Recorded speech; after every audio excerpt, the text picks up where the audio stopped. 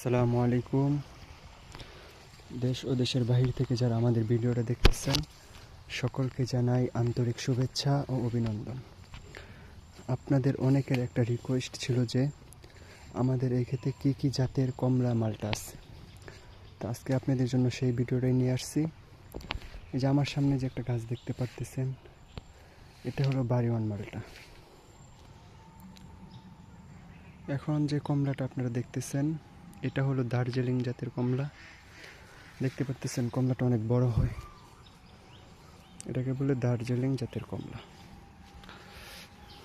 এগুলা গাছ আছে ৬-৭টার মতো হবে। এই গাছটা হলো চায়না কমলা, দেখতেই পাচ্ছেন।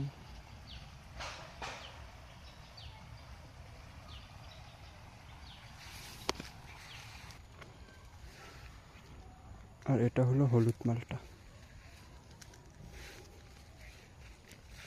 দেখতেছেন হলুদ হচ্ছে। এটাও হলো দার্জিলিং জাতের কমলা। এই যে এখানে কমলা হলুদ হয়ে যাইতেছে।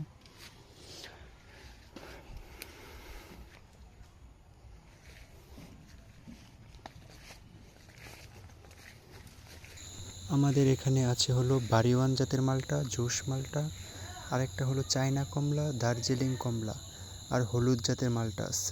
5 প্রকারের ফল গাছ আছে এখানে।